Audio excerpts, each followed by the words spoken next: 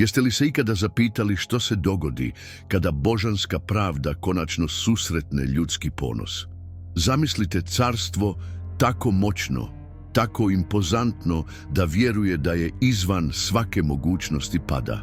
Carstvo čije su zidine više od planina, čije su vojske toliko goleme da bi svaki grad koji bi se usudio suprotstaviti njegovoj moći nestao za nekoliko dana.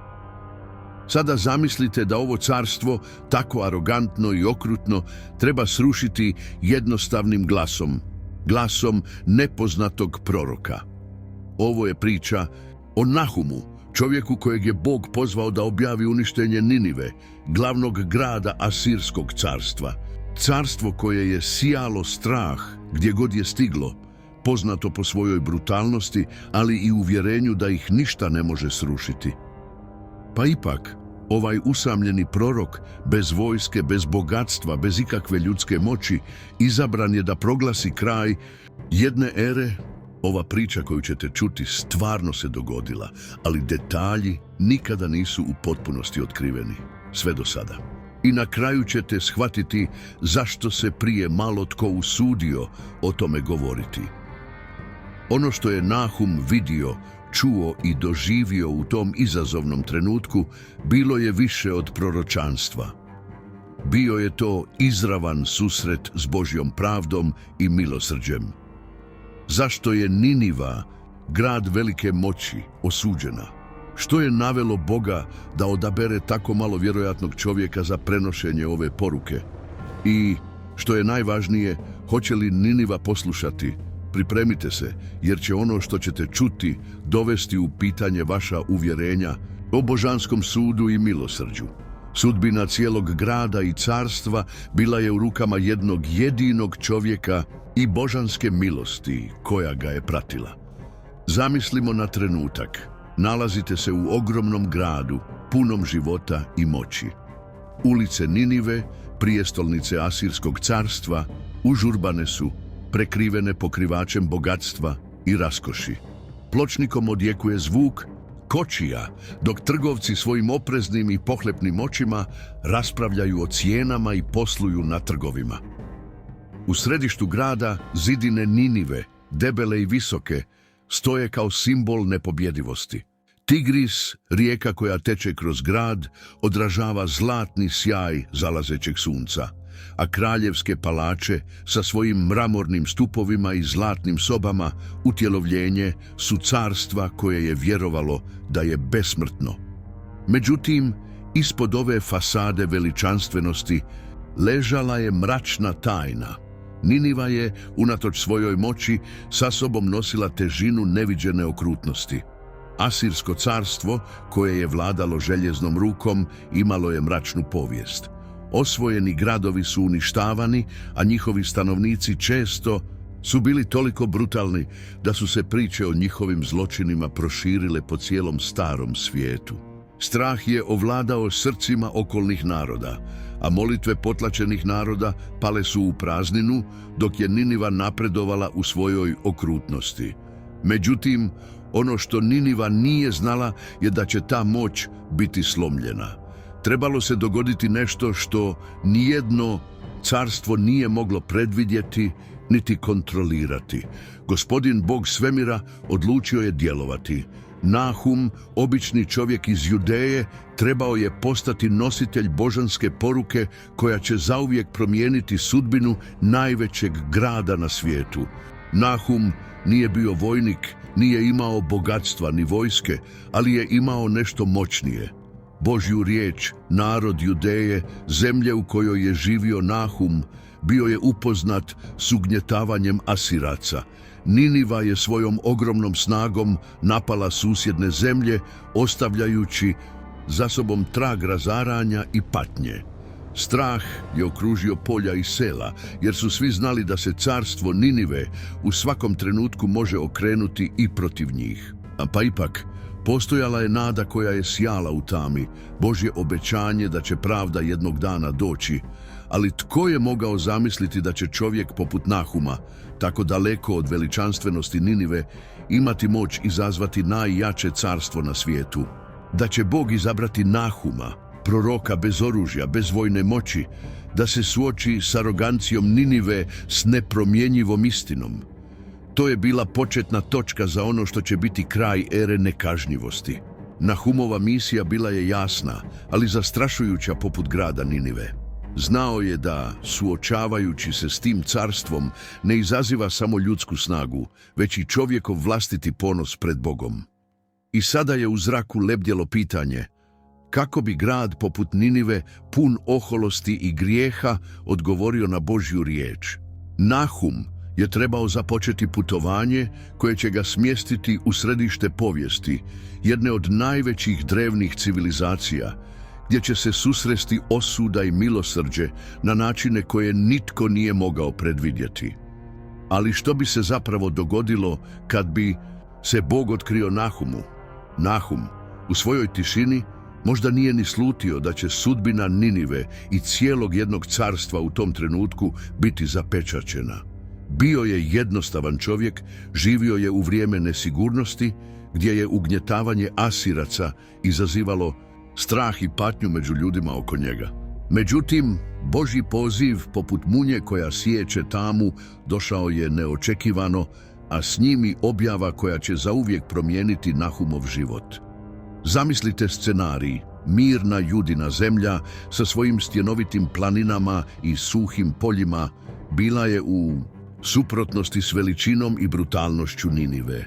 Ali upravo u toj gotovo svetoj tišini Nahuma je pogodila vizija.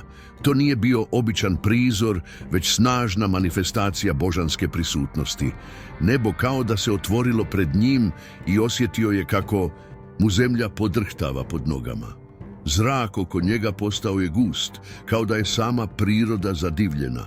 Tada je čuo Božji glas. Ali ovaj glas nije bio blag ni smiren.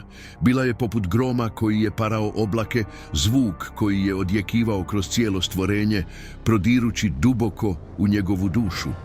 Nahum se osjećao kao da je sam kozmos svjedok tog trenutka.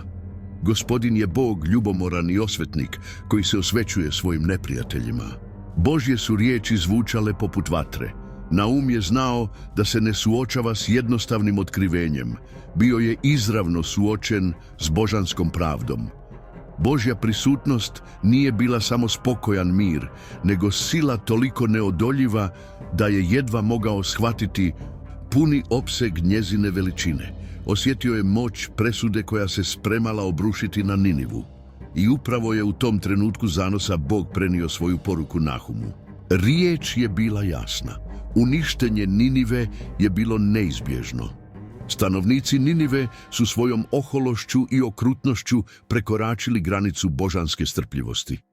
Carstvo koje je s toliko straha i nasilja dominiralo svijetom sada će biti uništeno, a njegov pad bit će svjedočanstvo Božje pravde. Nahum je u svojoj viziji vidio kako će se zidovi grada Ninive srušiti, kako će se velika brončana vrata pokvariti, a veličanstvenost grada pretvoriti u ruševine. Vidio je prazne avenije, gdje je nekoć odjekivao zvuk kočija, sada prekrivene prašinom uništenja. Kule koje su stajale kao simbol moći su se srušile, a grad kojeg su se nekoć svi bojali postao je samo odjek nekadašnje veličine. Bog je govorio Nahumu na način koji nikada neće zaboraviti: ja sam Gospodin i moj će sud biti izvršen. Niniva će platiti za svoju zloću. Činilo se da svaka riječ koju je Bog izgovorio ima neopisivu težinu, kao da se mijenja sam tijek povijesti, a zupčanici svemira pomiču se prema božanskoj volji. Nahum je teška srca i omamljenog uma znao da je njegova misija pred njim. Imao je zadatak prenijeti ovu riječ uništenja u Ninivu, srce Asirskog carstva. Nije to bila laka misija, nije to bila misija koju je mogao izvršiti bez straha. Znao je što je na kocki. Božja pravda koja se očituje na način koji se nikada ne može ignorirati. U tom trenutku Nahum je shvatio dubinu odgovornosti koja mu je povjerena. Trebao se suočiti s najstrašnijim gradom na svijetu, s ničim drugim u rukama osim božanske istine. Ali znao je da ta istina nije samo poruka uništenja. Bilo je to i upozorenje, poziv na pokajanje, prilika za promjenu koja će možda biti posljednja za Ninivljane. Sada se Nahum spremao krenuti u grad, noseći ne samo riječi osude, nego i mogućnost iskupljenja. Znao je da bi grad mogao ignorirati njegovu poruku, kao što su mnogi drugi gradovi prije ignorirali Božja upozorenja. Ali također je znao da je Božja moć u njegovim rukama i da više nema povratka. Nahum je pozvan da objavi ono što nitko drugi ne bi imao hrabrosti objaviti. I sada je pitanje koje je visjelo u zraku bilo: hoće li Niniva poslušati ili bi ponos grada bio prevelik da bi se poklonio božanskoj istini? Nahum se trebao suočiti s nečim s čime se niti jedan prorok nikada ne bi želio suočiti. Donijeti riječ uništenja suverenom carstvu, gradu za koji se činilo da nije kažnjen. Bog mu je otkrio kraj Ninive, ali ga je također izabrao kao instrument svoje pravde. I sada se prorok našao pred božanskom zapovjedi koja se nije mogla ignorirati, iskriviti ili odgoditi. Bog je svojim impozantnim i izravnim glasom govorio Nahumu. Misija je bila jasna. Nahum je trebao otići u Ninivu i objaviti bez oklijevanja ili smekšavanja da će grad biti uništen. Ponos Ninive, grada za koji je vjerovao da je nenadmašan, prijestolnice carstva koje se protezalo golemim zemljama, trebao je biti uništen na način koji nitko nije mogao zamisliti. Nahum je znao da će put pred njim biti težak. Grad Niniva nije htio primiti njegove riječi s radošću, a još manje s dobrodošlicom. Niniva je bila u stanju velike moći i oholosti, a pomisao da bi se netko, običan čovjek iz potlačenog naroda, usudio doći s porukom osude, činila se apsurdnom. Tko bi on bio da izazove takvo carstvo? Ali Gospodin nije Nahumu dao izbor. Bog ga nije izabrao da bude promatrač pada Ninive. Nahum se nije mogao sakriti niti pobjeći od misije. Gospodin ga je pozvao da bude glas pravde i taj se glas nije mogao ušutkati. Težina ovog poziva bila je ogromna. Kako bi jedan čovjek bez oružja, bez utjecaja, bez vojske mogao stajati pred najstrašnijim gradom na svijetu? I još, kako bi bilo moguće da se prorok iz Judeje, pokornog i malog naroda prije Ninive, čuje u tako golemom carstvu? Sumnja i strah, iako je znao da je to Božja volja, obuzeli su Nahuma. Ali Božja zapovjed nije ostavljala mjesta ispitivanju. Nahum je znao da mora poslušati, čak i ako se zadatak čini nemogućim. Nije znao kako će biti primljene riječi koje će izgovoriti, ali je ujedno bio potpuno siguran. Neće on djelovati, nego Bog koji će govoriti kroz njega. Ustani, idi u Ninivu i objavi riječi koje ću ti dati, rekao je Bog. Nije bilo alternative, nije bilo plana B. Misija je bila hitna i nije bilo vremena za gubljenje. Bog je već donio odluku o sudbini Ninive, a sada je Nahum bio glasnik ove Božje rečenice. Pred njim se uzdizao grad Niniva, impozantan, pun života i bogatstva. Ali ispod ove fasade bio je otrov nasilja, arogancije i grijeha. Nahum je znao da će, ako ispuni Božju misiju, izazvati samo srce zloće carstva. Bio je pozvan da se suoči sa svijetom apsolutne moći, s nepromjenjivom istinom koja se ne može ignorirati. Strah da će biti odbačen, diskreditiran, čak i progonjen, počeo je pritiskati Nahuma. Znao je da takvu misiju neće dočekati raširenih ruku. Međutim, također je znao da se Božja riječ, jednom objavljena, ne može poništiti. Nije bilo važno kako su ljudi iz Ninive reagirali.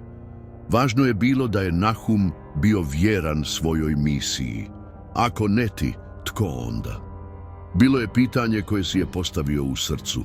Bog ga je izabrao, a poziv je bio jasan, bez oklijevanja.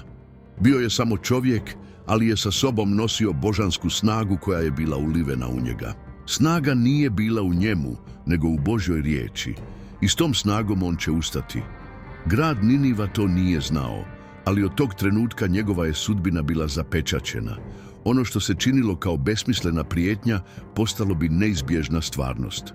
Najmoćniji grad na svijetu trebao se suočiti sa samim Bogom, a Nahum je svojim jednostavnim glasom bio glasnogovornik božanske presude. Nahum je, dok mu je srce lupalo u grudima, krenuo na put. Išao je prema nemogućem, noseći sa sobom Božju kaznu, znajući da će to putovanje biti najveće u njegovu životu. Znao je da će riječi koje će izaći iz njegovih usta biti poput vatre koja će spaliti oholost Ninive i proždirati grad težinom božanske istine. Što bi se sljedeće dogodilo? Kako bi carstvo reagiralo na takvu poruku? Bi li Niniva, tako veliko i snažno carstvo, poslušala Božju riječ ili bi bilo prekasno za pokajanje? Nahum se pripremao suočiti se s najzastrašujućim izazovom u svom životu, zadatkom koji je zahtijevao više od hrabrosti, zahtijevao je nepokolebljivu vjeru. Sunce je jarko sjalo nad judejskom pustinjom, ali u prorokovu srcu bio je oblak neizvjesnosti. Nije točno znao što ga čeka u Ninivi, ali je znao da njegova misija nije izborna. Bog ga je izabrao i Nahum se nije mogao povući. S jasnom zapovjedi i vizijom još uvijek svježom u umu, Nahum je krenuo. Nije bilo retorike koja bi ublažila njegove riječi, nije bilo gesta koje bi privukle pozornost. Poruka bi bila izravna, sirova i po potrebi razorna. Izrekao je rečenicu koja se nije mogla ignorirati, presudu koja bi, kad bi bila proglašena, uzdrmala strukture jedne od najvećih civilizacija u povijesti. Znao je da ga Niniva neće dočekati s crvenim tepisima ili zabavama, već s neprijateljstvom. Grad koji se ponosio svojom snagom i okrutnošću nije bio navikao na izazove, a Nahum nije išao tamo s obećanjima bogatstva ili moći. On je išao s Božjom riječi, a ta je riječ bila konačni sud Bačka tijekom putovanja. Kako su dani prolazili, Nahum je razmišljao o težini svoje misije. Osjetio je kako ga teret odgovornosti pritiska na ramena. Bi li vaš glas bio dovoljan da srušite carstvo? Može li doprijeti do srca cijelog grada koji je već bio zaslijepljen vlastitom veličinom? Ali dok se približavao golemom gradu, jednostavna i neizbježna istina ustalila mu se u umu: nije bio sam. Bog je bio s njim. Nije Nahum donio pobjedu, ali riječ koju je nosio bila je moćnija od bilo koje vojske. Kad su se zidovi Ninive konačno pojavili na horizontu, Nahum je osjetio težinu trenutka. Znao je da će ući u utrobu carstva, u srce zemlje zla. Međutim, odlučnost je rasla u njemu. Nije bilo važno ako ga je grad odbacio, važno je bilo slušati Boga. Kad je Nahum prvi put ušao na vrata Ninive, dogodilo se ono što nitko nije mogao predvidjeti. Nitko ga nije zaustavio. Grad je bio toliko pun vlastite rutine, svog frenetičnog života, da se činilo da ne primjećuje prisutnost proroka. Ali Nahum je znao da će taj grad čuti ono što nije ni slutio da će čuti. Otišao je u središte grada, na mjesto gdje se najviše ljudi okupljalo, i čvrstim glasom objavio poruku koju mu je Bog dao. Ovako govori Gospodin: Niniva, tvoja propast je sigurna.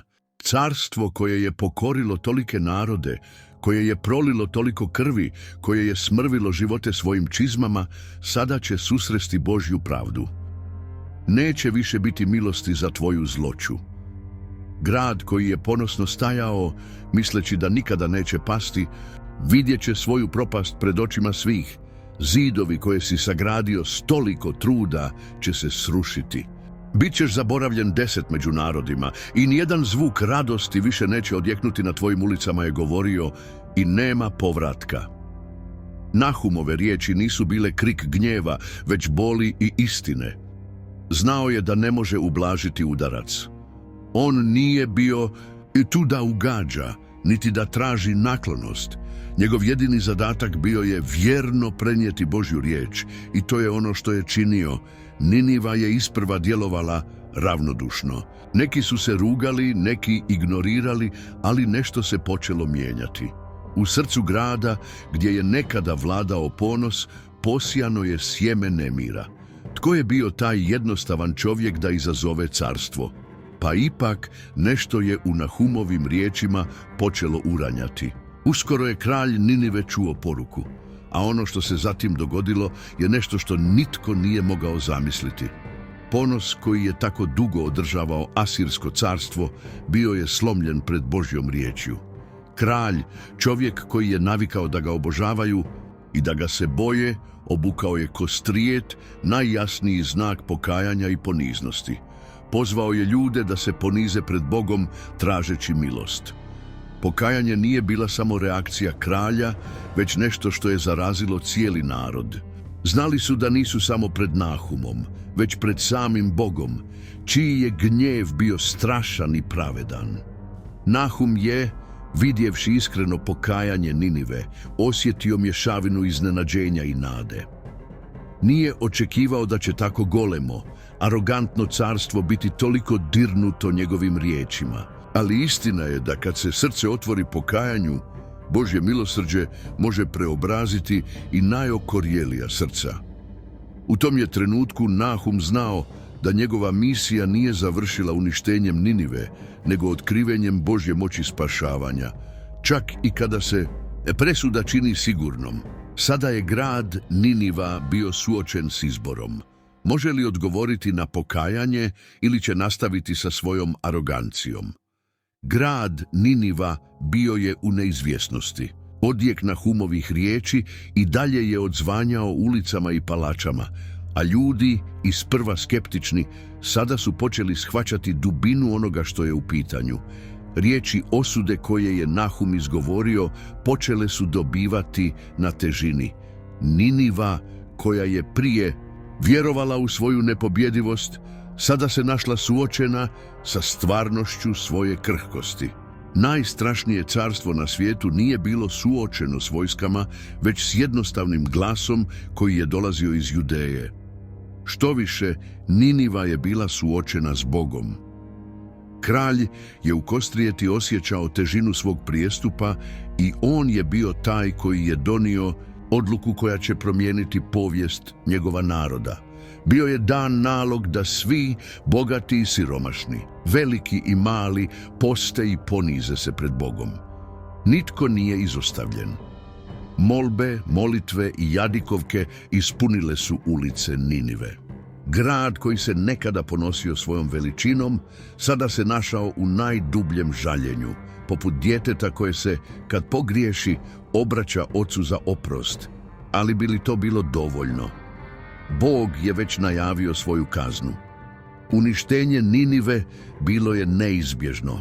Međutim, veliko pitanje koje je visjelo u zraku bilo je: hoće li Niniva biti pošteđena?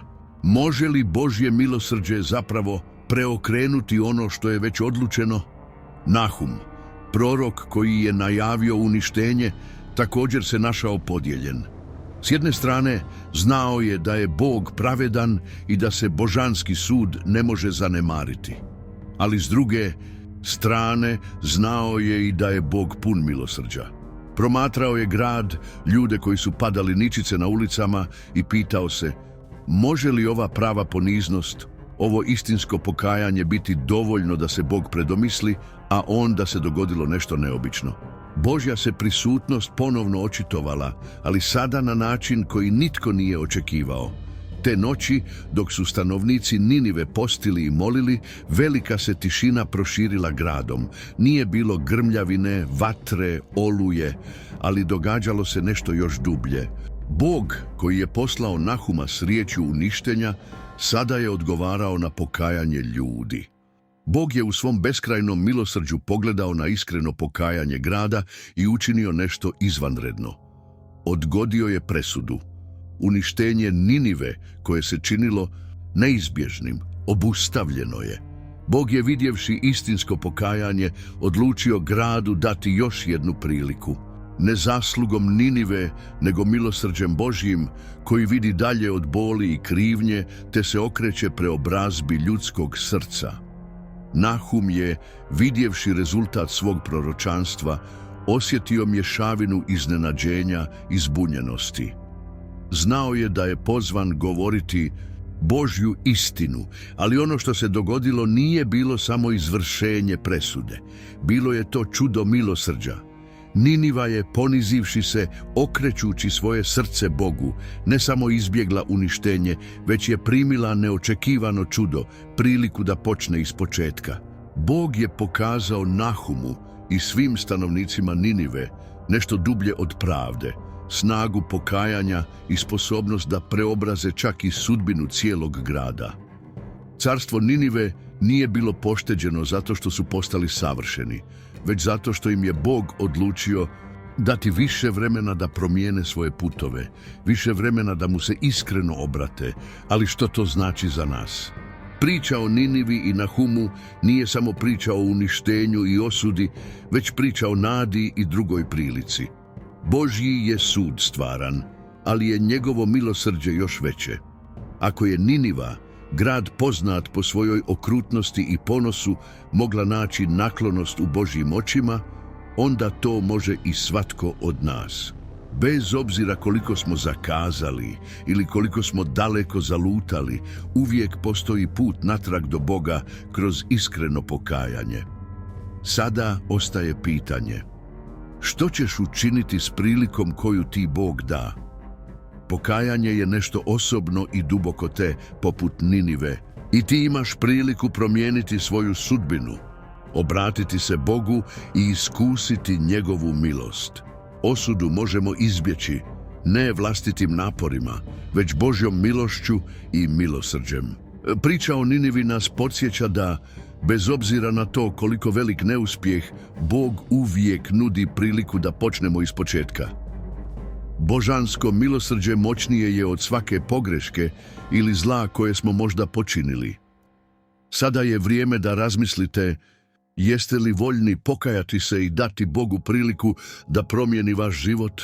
Dok se prašina velikog grada Ninive počela slijegati, a odjeci Božjeg milosrđa još uvijek odzvanjaju u umovima stanovnika, priča o Nahumu, gradu, i njegovoj preobrazbi postala je vječno svjedočanstvo snage pokajanja i božanskog milosrđa.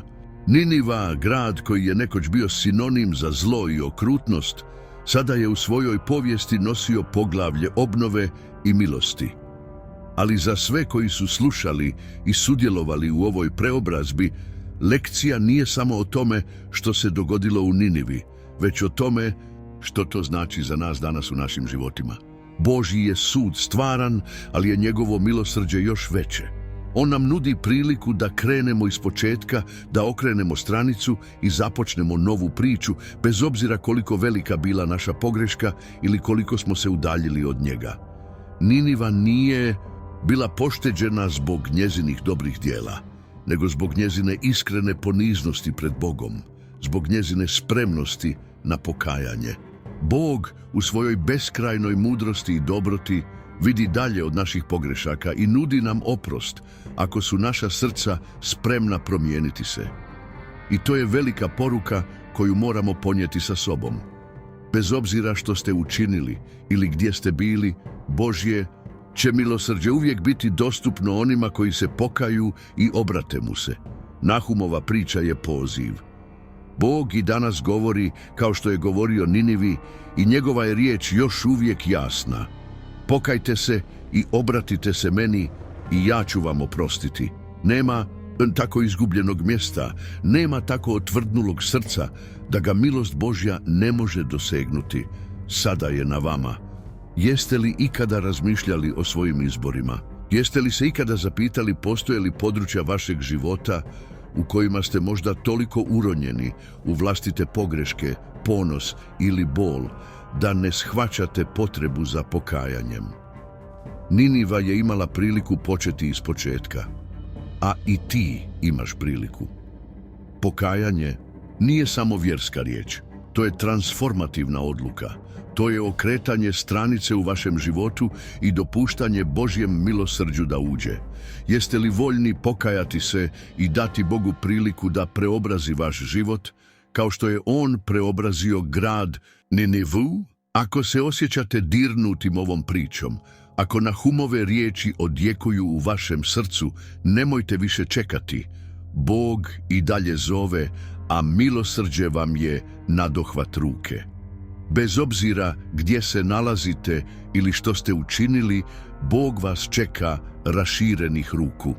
Podijelite ovo razmišljanje s drugima koji će možda trebati čuti ovu poruku nade. Pretplatite se na kanal, ostavite svoje komentare i podijelite ovu priču kako bi više ljudi moglo doživjeti preobrazbu koja dolazi kada se pokaju i traže Božju milost. Božji je sud stvaran, ali je njegovo milosrđe beskrajno. Prava promjena počinje pokajanjem. Pitanje je sada, jeste li spremni čuti i odgovoriti na Božji poziv?